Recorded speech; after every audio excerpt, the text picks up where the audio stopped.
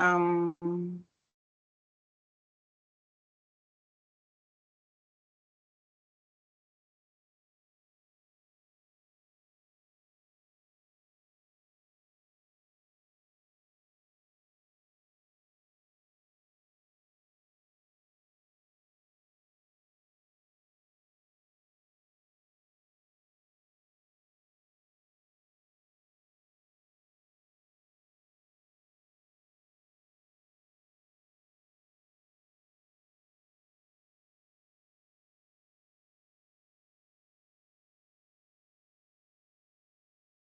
okay.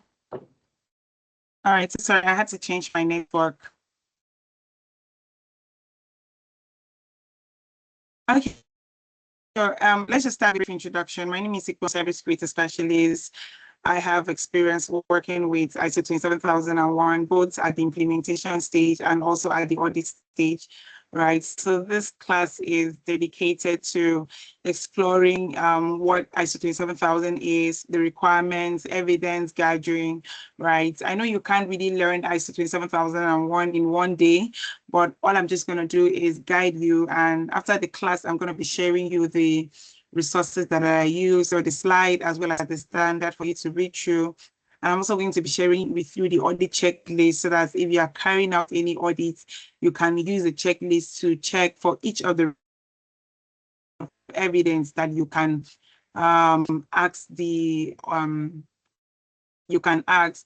And also, I'm also going to be sharing with you the checklist, because when you're implementing ISO 27001, you go through all the clauses and you check for documentation that you need to get your organization ready for the audit.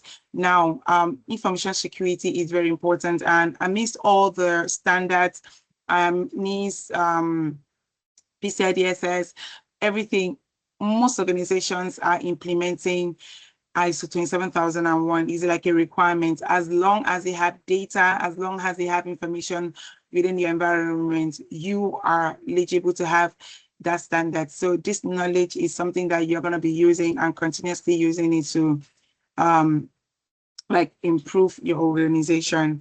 So please confirm that you can see my screen. I'm going to be sharing my screen now.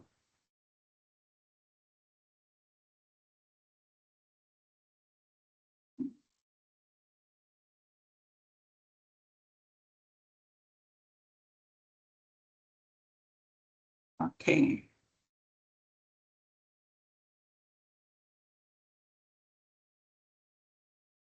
Please, can you confirm that you can see my screen?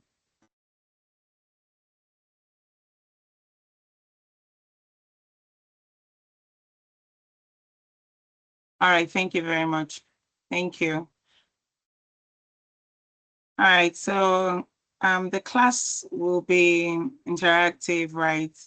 Let me know if you have questions. So I might not really see your screen, but you can just unmute and pause me anytime you have questions or you need clarification based on what I am like teaching. All right, so the standard of focus today is ISO 27001, 2022 version. This was just updated. Before now, it was like an old version, but we have a 2022 version. And anytime you see the word ISMS, it means Information Security Management System, and is affiliated with 27001.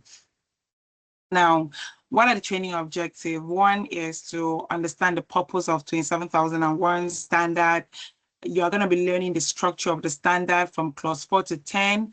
And then we are going to be reviewing the annexes, like Annex A controls, which is a total of 93 controls. But don't worry, we won't go through all the controls today. I'm just going to be picking some of the controls, right? And then I'm going to be sharing the standard with you, just like what I said.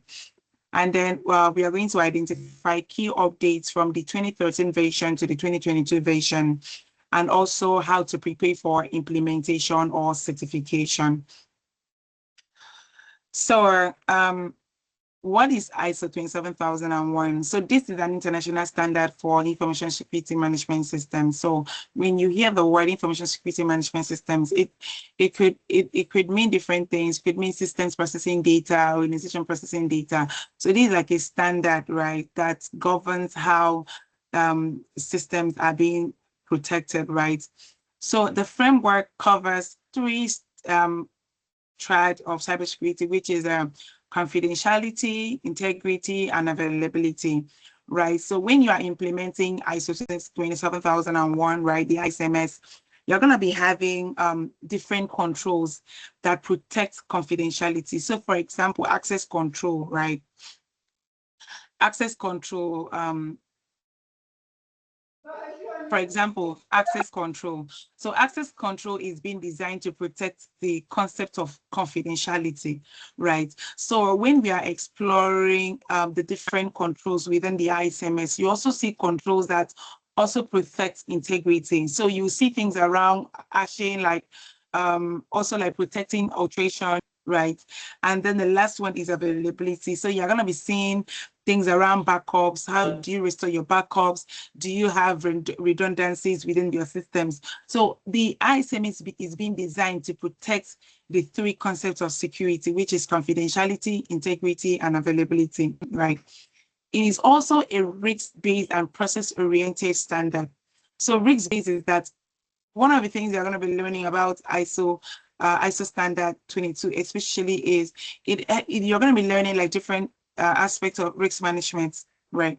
From the risk assessment process to the risk identification, risk assessment, and mitigating the risks, right? So having like different ways of mitigating your risks. One of the requirements too is also documenting your risk acceptance criteria. And then you're going to be learning about applicability when it comes to information security, right? The way the ISO standard is being structured is, one thing I need to remember today is the clauses and the annexes, right? The ISO standard is being structured into the clauses and the annexes. The clauses are mandatory. Every organization must implement all the clauses. And that's one thing I need to remember today. So from we have clause 1 to clause 10. But for organizations, it's mandatory for you to implement clause 4 to clause 10. So you always be learning about, hearing about, oh, clause 4 to clause 10. Yes. Organizations are mandated to implement clause 4 to clause 10. So if you are auditing or you're implementing, you need to ensure that your organization has met all the requirements of the clauses. So we move into the annexes. It's just like what I said, the ISMS is being structured into the clauses and the annexes. Now we have a total of 93 controls. Now, those controls are not mandatory for all the controls are not mandatory for organization. You have to be the one to say, oh, I need this particular control depending on the structure of my organization. So that's what I need to remember. We are going to be going diving. Okay, David. Yes, I'm going to. David, you can unmute. You can unmute.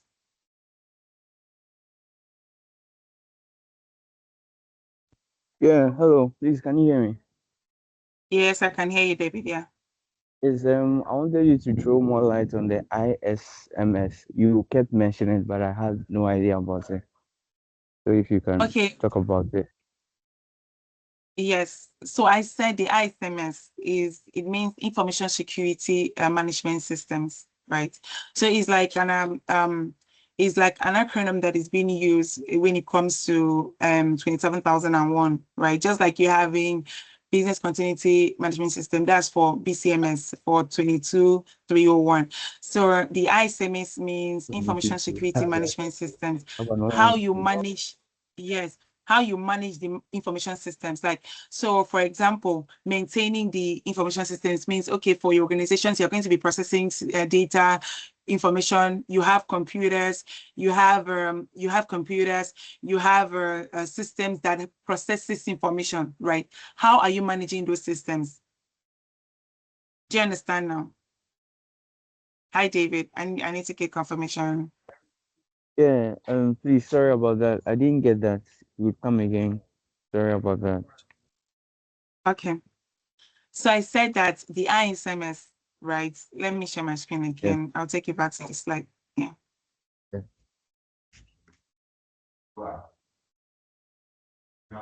Okay. All right. So, sorry. Yes. So what I'm saying is that when we talk about the ISMS, oh, so sorry, I need to take my slide back. Yes. So I said, when we talk about ISMS, it means Information Security Management Systems, right? It's like an acronym that is used for ISO 27001. It means organizations have different systems, different processes that manages information, right? Okay. How are you ensuring that those systems, those processes, your organizations are maintaining information security? Do you understand? So Yes. anytime you hear the word ISMS is affiliated with 27001, which is Information Security Management Systems, you're going to be hearing Okay. word like, how are you maintaining the ISMS? It means, how are you maintaining the certification that we give you based on the processes that you presented to us? Organizations that are coming to audit you to make you certified to ISMS, which is Information Security Management Systems, right? How do you Yeah. maintain that certification? It's just like somebody giving you a pen. You prove Mm. yourself to say that I deserve this pen. I have implemented controls in my organizations, right?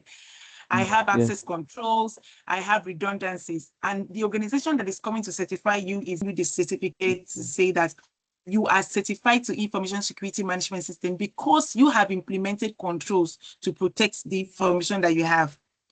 Now, they Okay. will always come back like a surveillance audit to always audit to check that you are maintaining that information security management systems. That is a certification you get when you are certified to ISO 27001. So that's just what the ISMS means. If you go to Okay. other standards like 22301, their own is business continuity management system. So business continuity, so it means BCMS. So for Okay. 27001 is ISMS. Yes. All right, so So moving forward it's is, more of a okay, certification or sorry, what is it? I wanted to I was asking that it's more of a certification or would you say it's more of a certification, the ISMS? The ISMS, yes, it's certification. When once you implement it in the organization, somebody needs to come and audit you to know that you are implementing all the controls, right? And then they will certify you to ISMS. Oh, okay. Okay. Thank you. Yeah. All right, sure. All right, so we are going to be moving forward to the structure of the 27001, right? So just like what I said, this is the high-level structure. We have the introduction, we have the scope, we have normative references and terms and definitions. And then moving on, we have the core requirements and the controls. So the main sections for implementation, right? Right. This for implementation is clause 4 to 10, just like what I said. These are mandatory requirements for the ISMS. And then annexes, the Annex A controls is like a reference of a set of security controls, right? All of them is not mandatory. It's not all that is mandatory, right? I'm going to explain further. So when you take up the standard, right? You're going to be seeing like introduction, you're going to be seeing the scope, you're going to be seeing like normative references, references to other standard, interrelated references, and then you see like terms and definitions. This four, right, is not, you're not required to implement anything because you're not implementing, there is nothing to implement. It's just like an introduction to the standard, right? Then if you move further to clause 4, clause 4 to 10 is mandatory for every organization to implement. And then clause annexes is not mandatory. Okay. Okay. So what we are going to do now is that I'm going to be taking you through the clauses. That's clause 4 to clause 10, which is like mandatory for every organization. So the clause 4 is context of the organization. Context of the organization. So when you talk about the context of the organization, the standard demands that you need to identify the structure of the organization. You need to understand the internal and external issues that affect your ISMS, which is the Information Security Management System. So what are how do you understand the internal and external issues that affect your ISMS? It means, okay, if it's internal, it means things that are internal to your organizations, like your employees. could be also one of the issues that affect your ISMS.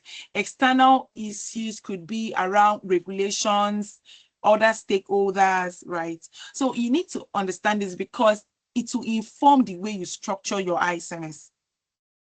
Then the next one, other context of the organization, is that you need to identify the interested parties. So interested parties could be your customers because these are the people that are patronizing you. Then the next one is defining the scope of the ISMS. When once you define, how do you define the scope of your ISMS? If an organization is going to be using a lot of examples to explain what I mean. So if an organization is like a payment system, right, that has, I run an organization. Let's take maybe Paystack as an example. Everybody know Paystack. If Paystack wants to be certified to ISMS, Paystack can define to say that I need my scope to cover all my organization. That is the people, all my applications, right? They can define their scope.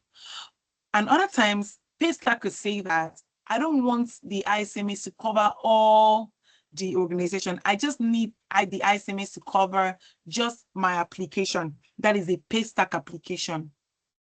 That is you defining the scope of your ISMS to say that I just need the ISMS to cover this particular aspect of my organization. And what that means is that when the auditor is coming or when you are implementing the ISMS, right, you won't implement the controls for the things that are out of scope. You're only going to implement the controls, or you're only going to implement the ISMS based on the scope that you've defined. So if your scope is covering only the application, when I'm coming to audit the organization, I will not come and tell you, give me evidence that you are performing maybe backup on another system.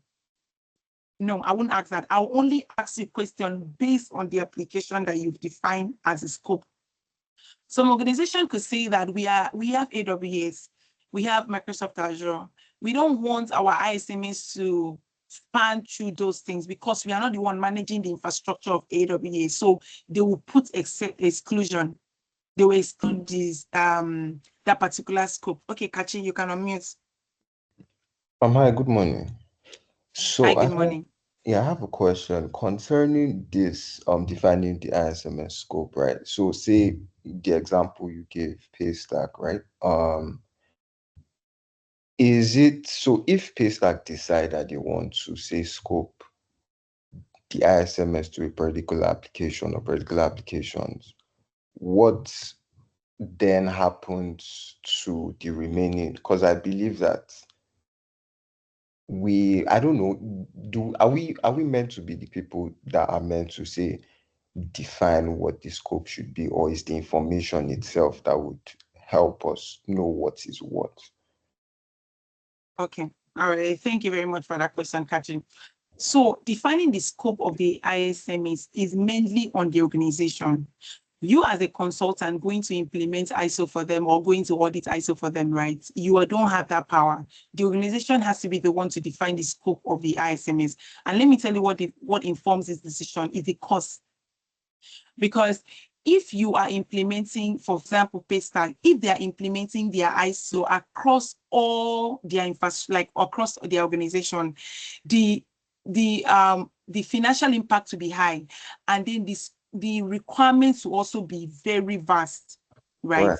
Because you will need to check everything. For example, if they have 100 systems within the environment, the auditor wants to know that they have implemented all the controls across all that 100 systems.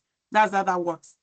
So if the organization doesn't have the capacity, right, to implement this thing across all the organization, they will just say that they just need to define it to a particular application. And the auditor doesn't have any say to say, oh, you must not do that. It is their ISMS. You don't define that for them. The only thing is that in your certification, right, they only certify you to that particular standard. To that particular application. Yes, that's just the only thing. Now, what is the advantage and disadvantage of your scope covering all your infrastructure and just a particular set of the application. Just like what I said, cost. Yeah. Cost is a disaster cost because they need to do a lot of work and it will take a lot of time. So if Paystack now, their stakeholders are telling them, prove to me that the Paystack application is good, they might not have the time to go and implement the ISMS across all the infrastructure. They will just say, just for the app, just do this for the app. Let's use it to get contracts and everything. Right now, the disadvantage of just doing it for one application is that you need to continuously do it. So if Paystack has a new application now that they are developing, they need to be certified to that particular application. But if they had done it across all the organization, any new application they're having, any new processes they are implementing doesn't need to go through that process again. It goes under the whole organization. Did you get that part? Yeah. Yes. All right. So establish the ISMS and its processes. So one thing I also needed to know is that when you are having like implementing ISO, especially for implementers, I'm not always worried about auditors because your work is just to come in and audit. You don't have any stress. But for implementers, like there's always like templates for you to use when you are working on it's just for you to align the template to fit the organization that you are implementing the ISO for. All right, so if you please, if you have a question, you can just raise your hand. And then after the call, I'll just take you through like some of the documentations that reflect what we are teaching today. All right, so we move to clause 5, which is also mandatory. This is leadership. So leadership contains 3 things: commitment, policy, roles, and responsibility. So let me just give you like for context of the organization. So for auditor, right, most of the evidence that you request is that they will need to give you their documented internal and external issues. They need to give you like evidence of their interested parties and their requirements. Please take notes, right? So it's not just listing the interested parties. You need to see that they have been mapped to a requirement. Then okay, I think somebody wants to join. Okay, so the next one is for the scope. You need to also see evidence that they have documented their scope and their exclusion. Please take note: scope and exclusion, right? So some organizations might document their scope, but you need to tell them that they need to define their exclusion. So if they don't have any exclusion to the ISMS, they need to state that there is no exclusion to the ISMS. So when you are checking the document, please take note of that. Then under leadership means commitment. How leadership, hello? Sorry, please, can you hear me? Okay. So how is leadership demonstrating commitment to the ISMS, right, to the Information Security Management System? So you can gain evidence, or if you're implementing, you can provide evidence around budgets, right? How the organization has incorporated budget into the ISMS, into the budget. For example, you check their budget, you see that, maintaining the ISMS or implementing the ISMS, there is a budget for security, right? And then how you also see this is that when an organization is implementing ISO 27001, there should be like an email from the leadership informing all the employees that we are implementing the ISMS. We need you to commit to this standard. We need leadership is interested, leadership participating in trainings. That is commitment. All right. Another thing to look out for under leadership is policies, right? Do they have information security policies? So not just having policies, have these policies been approved, right? After these policies have been approved, has these policies been communicated? Right. So these are things you need to see evidence for if you're auditing, and if you're implementing, you need to provide evidence. So not just communicating, but acknowledgement of the policies by the employees. The employees need to acknowledge that they have seen these policies. So that is policy. So under policies, you have a lot of policies with ISMS. I'm not going to lie to you: access control policy, backup policy, information security policy, right? And then the last one is roles and responsibilities. There has to be clear roles and responsibilities, right, for managing the information systems. So as an auditor or as an implementer, when you are implementing roles and responsibilities, you need to check their organogram. when you check the organogram, do you see anything related to security, right? Do you see anything related to security? Do they have an ISMS manager? That is the manager managing the information systems. Do we have for big organizations, do we have ISMS champions? So maybe for HR, there has to be like someone in HR that ensures that the HR department is also inherent to information systems. So that's also like something you should check for. So clause 4, clause 5, and then we move on to clause 6. So clause 6 is planning, not doing anything. It's just planning. So when we are talking about planning, we are centered around risks and information security objective. So clause 6 entails addressing risks and opportunities related to the ISMS. So how do you address risks?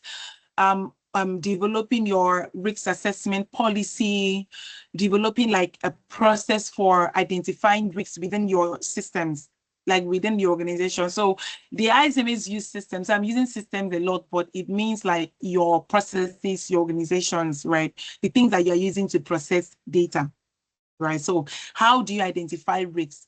Do you have like a process for identifying risks? Do you have a process for treating risks? Have you defined your risk treatment process?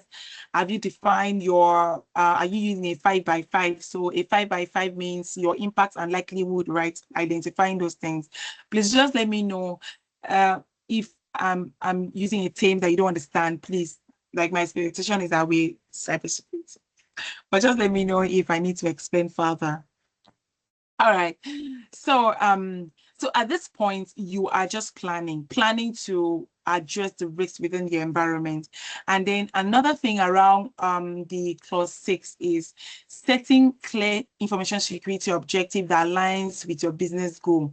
So you need to document your objectives at this point. And so an example of objective could be ensuring that there is continuous we conduct, one of the objectives is to conduct vulnerability assessments, right? When you define, that's your objective. So when you define that objective, you need to tie it to a timeline, right? Not just saying ongoing, you need to put a timeline to say, okay, after maybe each quarter or monthly, we need to review these objectives to see that the objective we met or not, right? So that's one thing you need to understand about objective. So planning entails documenting how you are going to be conducting your risk assessment, documenting your risk procedure, documenting your treatment plan, documenting your information security objective that aligns with your business goals. So those are the documentation that are going to be seen here. So as an auditor, if you're auditing, you need to get their information security objectives. You need to check their risk assessment process. You need to check their treatment plan. In the documentation, you need to check if they have documented their risk acceptance criteria. Very important, right? So you need to be able to check that. And then moving forward to clause 7, which is support.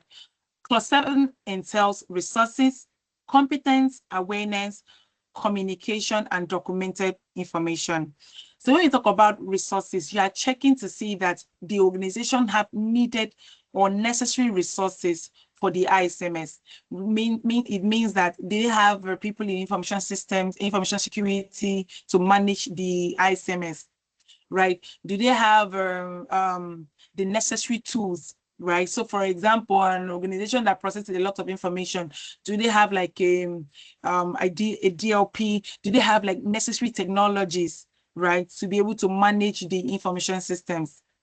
Then training and competence, it means that all employees, right? All employees must be competent. So you do like a performance evaluation, do you do like a competent assessment? So that's also things you need to check out when you're auditing or implementing, that the organization has carried out a competency gap assessment, right?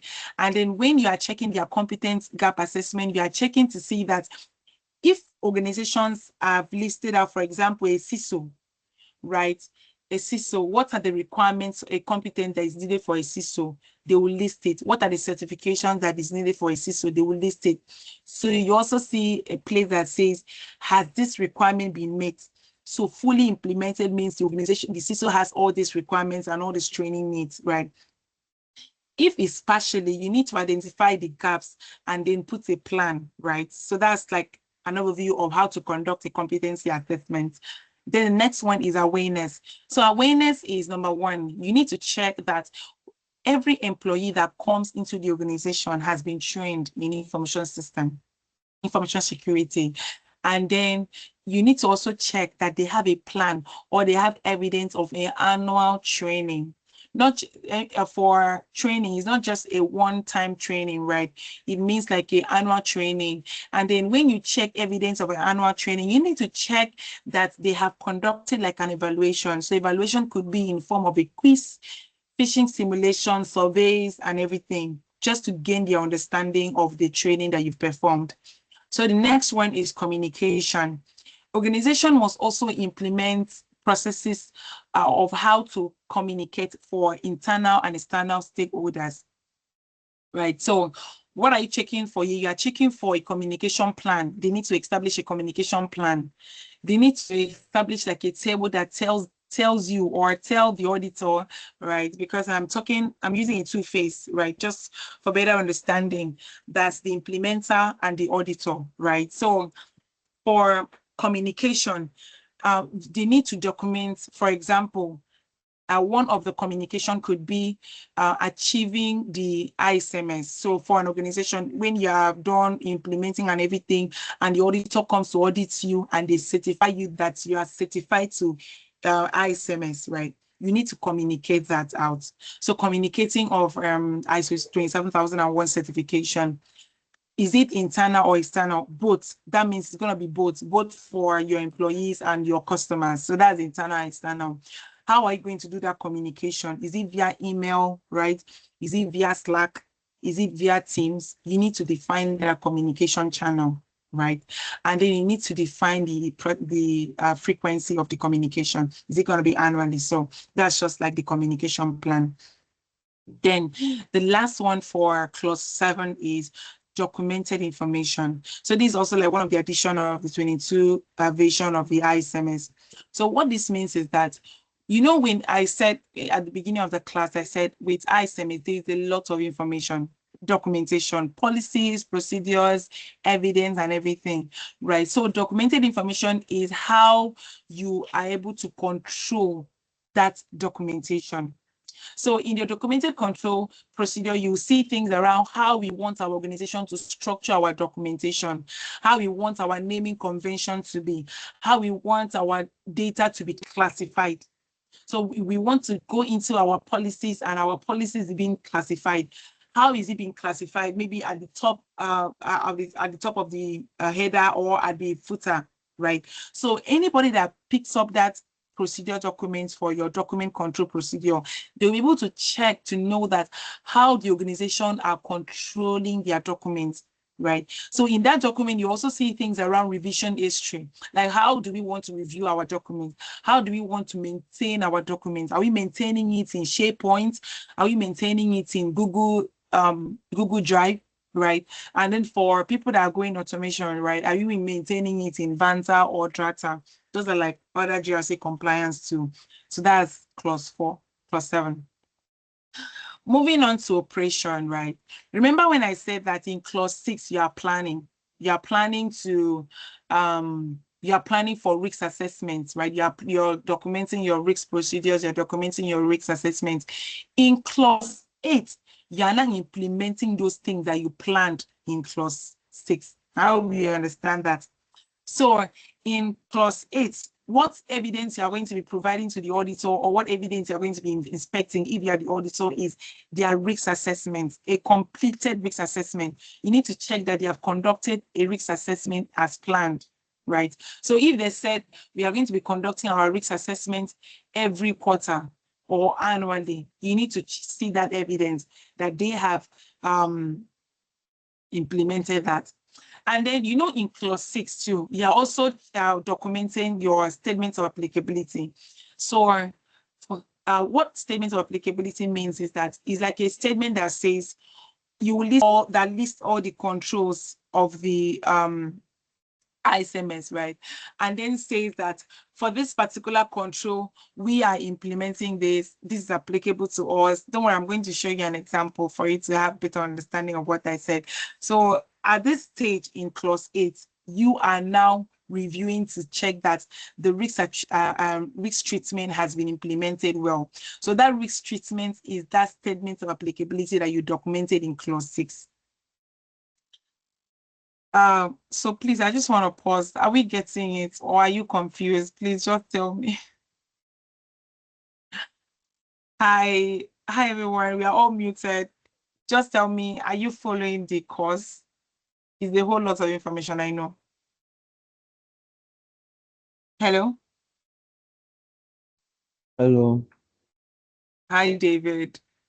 I hope that you are following. You won't get everything today, but the most important thing is that when I'm done, I'm going to be sharing you with resources you can read further, watch more videos, right, and get better understanding. Hi, Kachi, and I hope that patience, I hope you are following, right? I can continue, right? Yeah, sure. Just have one question. I just have one question. Tell me. In which in which of the clauses is like risk really like is risk really important, or is it in all the clauses? I mean, You mean for risks? yeah. Yeah, so risks is depending on the clause. So for example, in ISMS, the clause that you see risks is around clause 6 and clause 8. Okay. So that means that in the previous clauses, do you have to do anything like risk identification, like the organization trying to know their risk and then coming up with maybe like a risk matrix and all those things? Does it still fall in the 6, or it's supposed to be done earlier Yes, in the it previous falls on the clauses? 6th. It falls on the 6th. It falls on the 6. Okay. Yeah. All right. Thank you. All right. Okay. So moving forward is clause 9, right? Clause 9 is you have done a whole lot of implementation. You have done clause 4. You've identified your internal and external stakeholders. You've put your policies in place. You've conducted a risk assessment, right? Clause 9 is now performance evaluation, right? Monitor and measure, internal audit and management review. So monitor and measure is, remember that in clause 6, we identified our information security objectives, right? Some organization will also identify and implement, like document some metrics, like, so they call it metrics. So in monitoring and measure, you are taking those objectives that you've documented to measure, to see that how is the performance like. So for example, the one of the examples I gave during the objective was that to conduct vulnerability assessments, right? So that is one of the objectives. So in clause 9, you are picking that particular objective and measuring their objective to see that was this objective met or was it not met? Do you understand? So that's monitor and measure. And then the next one is internal audit. Internal audit is okay, David, you can unmute. Is there a benchmark or something? You're talking about taking the original objective and measuring it to be Yes. able to see if they are meeting it. Is there like a benchmark that you follow to see whether they are meeting it or not? Yes. So yeah, yes, just like what I said. When you have this objective, when you've documented this objective, for example, to conduct vulnerability assessments, you as the implementer, right? You have defined to say that this is going to be measured quarterly. That is every 3 months. So you need to go back to check with your team, to check with your IT team. Have they conducted this vulnerability assessment? Have they identified vulnerabilities, right? You need to go back to check that these objectives that you've set, they have done it. Then when you've checked, you've done internal assessment to check that this objective was met, you need to now come back to say that, okay, maybe 90% of it was done, 100% of it was done, or 0% of it was done. Do you understand? So the objective is you defining it and then monitoring it for a period of time to see that this objective has been met. Do you understand? That is why the objective comes from the scope, or the scope that you initially defined. Does the objective come from the scope you initially designed? No, so it can inform this, right? But it's not like a verbatim coming from it, right? Organization has like liberty to define their own objective, but those objectives that you're defining will be based on the scope of the audit, right? Do you understand? Because, for example, using pay stack as an example, if I'm saying that the scope of my ISMS will only cover for a pay stack application, that means the objective that I am putting out will be based on that scope.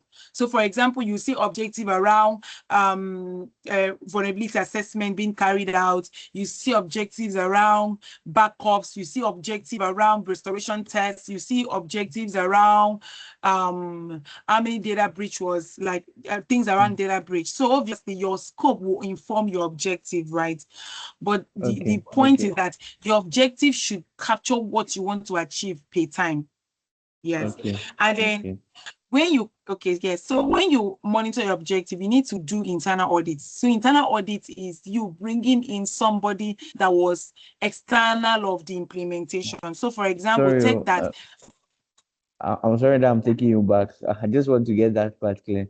So please, the objective, is it that you, the implementer, will come up with it, or the company has the objectives already, or is it externally, like you there's objectives, there's a generally accepted objectives out there you can use as a format to come up with the objectives for the company, or is it is it pertaining to the company's mission or whatever they are doing? That's where my confusion is. How they set the objective after they define the scope. What do they use to set the objective? Is writing out the objective now. It's just right. Like just what I said, your scope can inform your objective. And I give an example of an objective if I'm doing like an assessment, like an implementation for a particular organization. So our objective comes is that you as the implementer, you've implemented for this organization for a period of time, right? You know their environment, you know what they are like, you know the processes that they have in place. So you can come up with the objective, right? So if I'm implementing for Paystack, I'll come up with the objective to say, okay, my objective will be to carry out vulnerability assessments, carry out vulnerability assessment, that could be one of another objective could be achieve 100% compliance of security awareness training.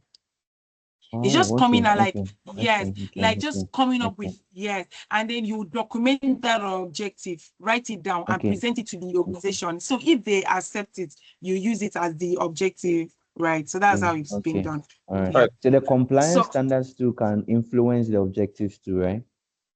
What is the it? compliance Yes, standards? I'm saying the compliance standards the company is meeting can also influence the objectives.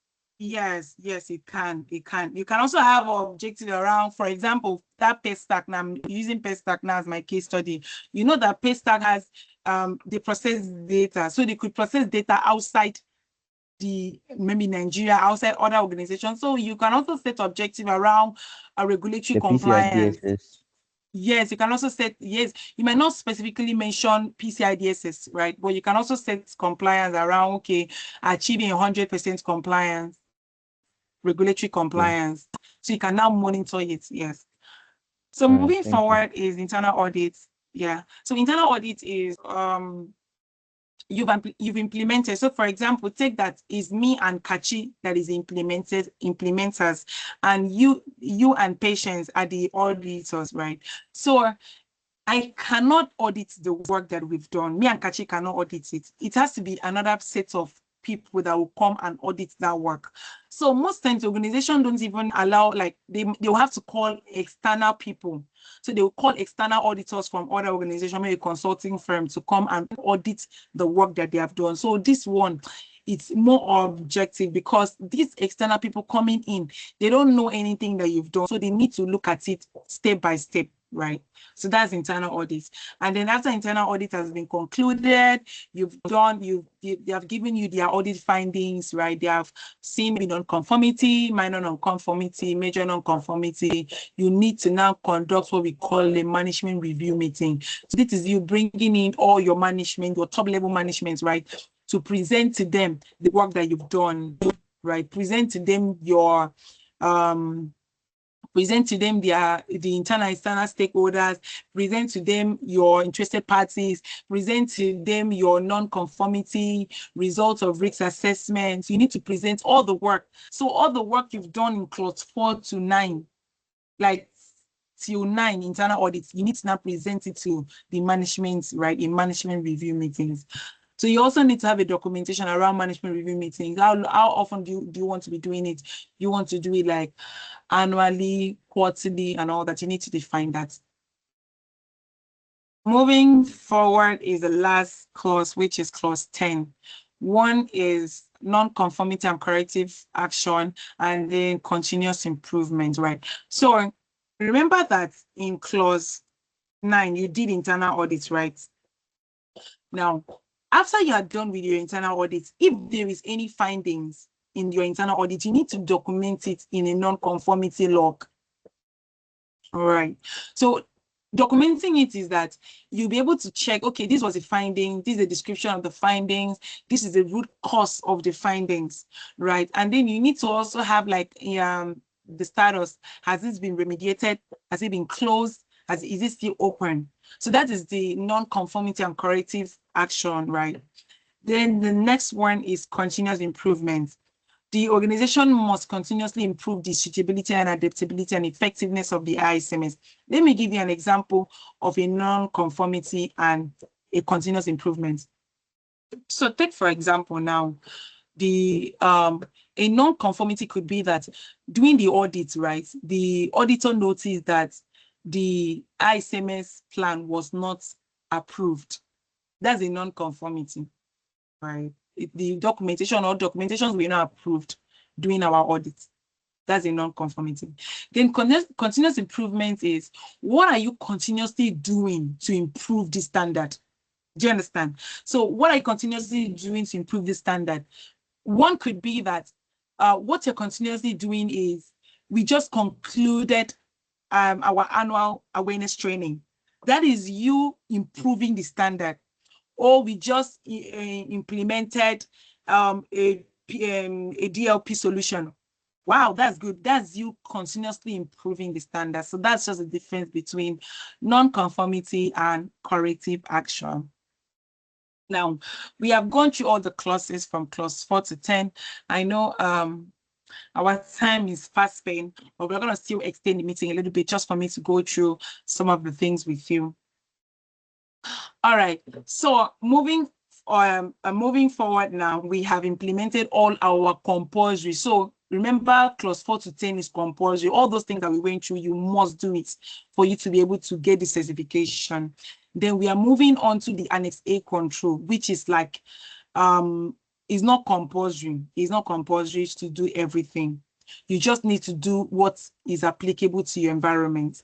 So Annex A control has a total of 93 controls and 4 themes. This is a new update of the 22 version. 2013 had a 113 control, if I'm correct. Can correct me if I'm wrong, but that was it. But now they have swung it to 63 under 14, which is organizational controls, which is 37, technological control 34, physical control, which is 14, and the people control, which is 8 controls.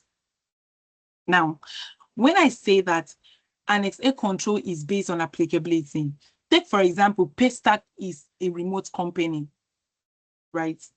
If Paystack is a remote company, not everything under physical control will be applicable to us, right?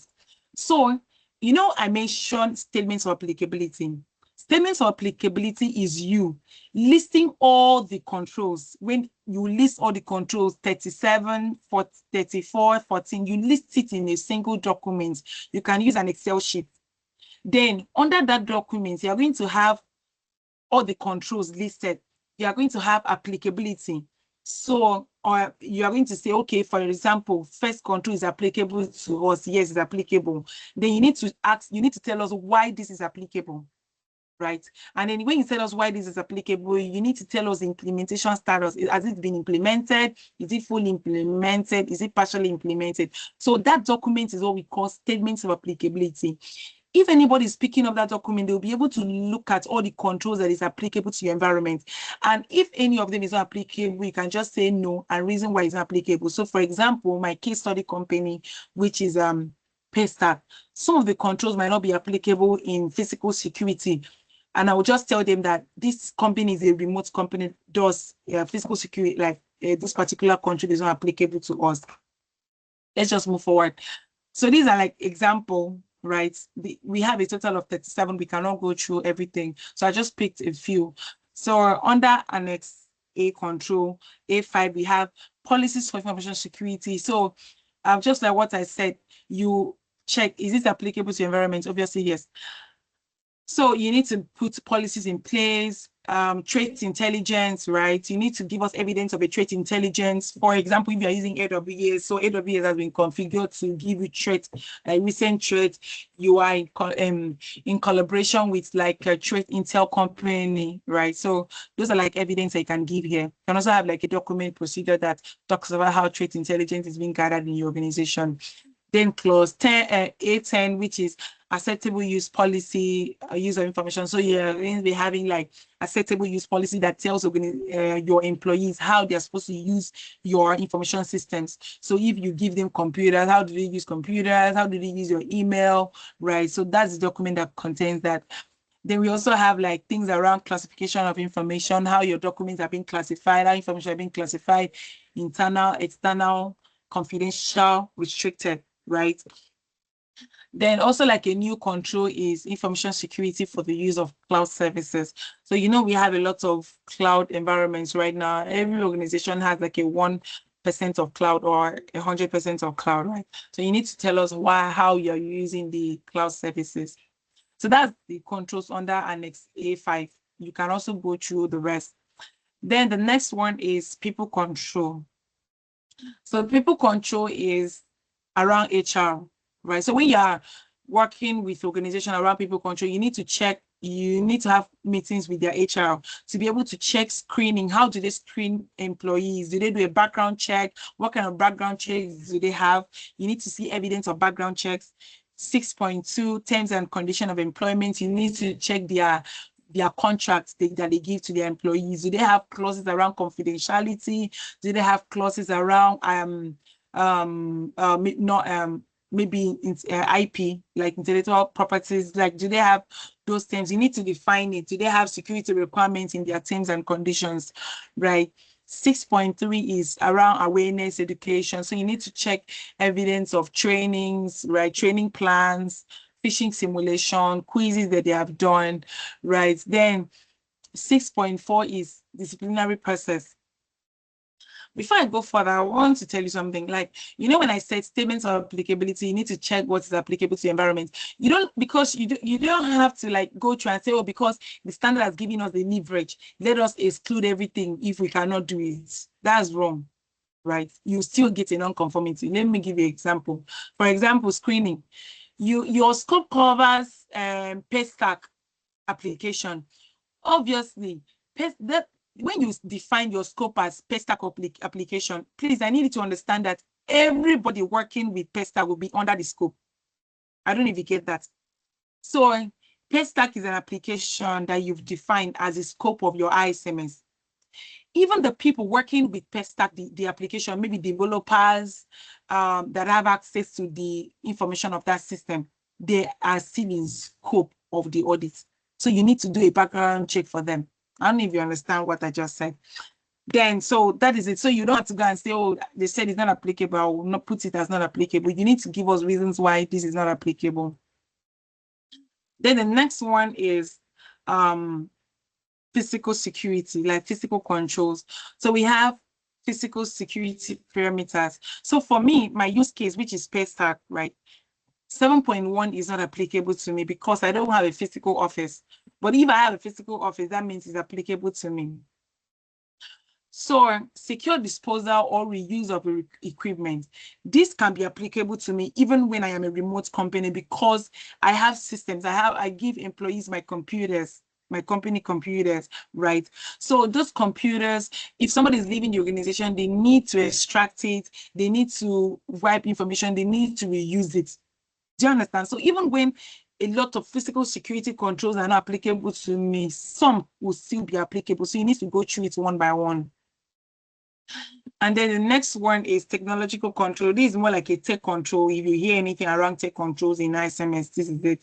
Because this one is going to be checking things around configuration management, how you're managing your configuration, malware protection, inspecting to check that you've configured malware protection on your system. So when we talk about tech controls, it's more of evidence. You're going to be seeing a lot of evidence. This is not documentation anymore. This is evidence gathering.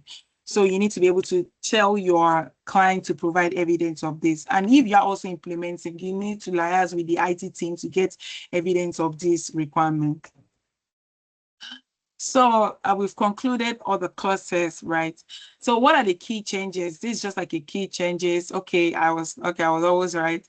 So controls was reduced from 114 to 93. We constructed it to 4 teams out of 14 domain that we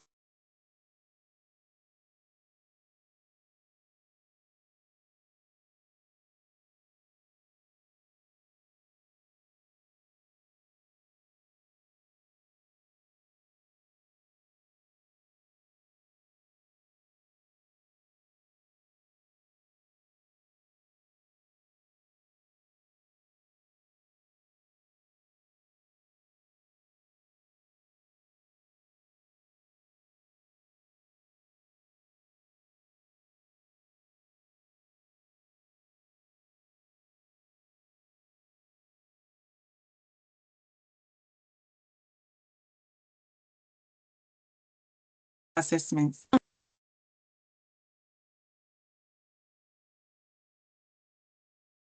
And what they don't have.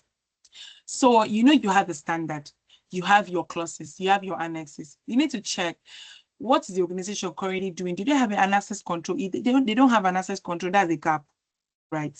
So you need to conduct a gap assessment. There are templates for gap assessment for ISMS. Just browse it online. There are plenty. So you can use that particular document to be able to conduct your gap assessment. Then, when you are done with this gap assessment, right, you get all your templates, all your template documents, right? You need to now start implementing from clause 4, just like what I said, run it through to clause 10, and then move on to the annexes. Then when you're done, you conduct your internal audit, you do your management review, and then you call for external audits that they will do stage 1 audit. So stage 1 audit is checking all the clauses. Stage 2 audit is now main certification, going through your annexes and checking for evidence. And then the last one is certification. Okay, so thank you. This is just like benefits of ISMS. Please, I'm going to pause here to take a few questions, and then I'm going to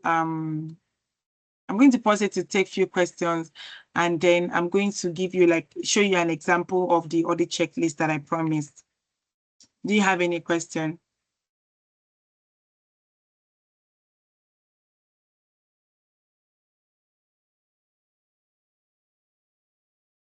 Hi guys. Hi everyone. Do you have any question? Hello, Ikbonge. Yes, hi Patience. I just want to say thank you very much. That was really, really lovely. Okay. All right. Thank you. All right. So I'll just share my screen to give you I'm going to share this. I don't know how I'm going to share this, but maybe you can just drop your email for me on this chat, and then I'm going to forward everything that I want to forward to you. Can you confirm you can see my screen?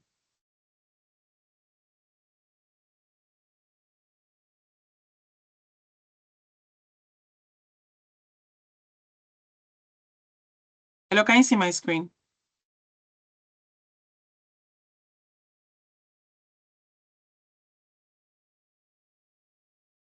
Yes. Okay. All right. So this is what I wanted to give you. I'm going to share it with you. It's called audit checklist from clause 4. From clauses to the annexes. So for example, now you can even use the document as your gap assessment. So for example, now look at clause 4, which is context of the organization. Remember we said defining your context, understanding your need and interested parties, and defining the scope of the ISMS. So the gap assessment questions will be, has the internal and external issues that are relevant to the ISMS been determined, right? So when you're conducting audit, you need to ask these questions and they are going to provide you with evidence, right? But if you're also auditing, you can use this as a guide, right? To know the kind of things that you need to implement in your organization for you to be certified. It has everything from clause 4 to 10. And then we also have for the annexes, right? See, look at it. Information policies for information security. It has questions you can ask. Do you have security policies? Are all the policies being approved? Are policies being communicated, right? So you can use this as an auditor. You can also use this as an implementer to still know that, okay, under 5.1, I need to ensure that under 5.1, I need to ensure that all my policies are being communicated and everything. So that's just an example of the audit checklist I'm going to be sharing with you. So you can drop your email if you're interested. I'm going to share that with you. I think we've spent almost 1 hour plus in the meeting. And I'm gonna stop here right now. Okay, David, I've seen your email. Okay, thank you so much. I'm going to forward it to you.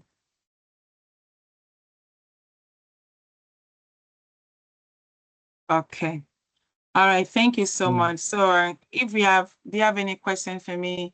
If not, we just pause the class here. Thank you. Thank you for joining the call today. Really appreciate it. All right, I'm gonna stop the recording now. Thank you.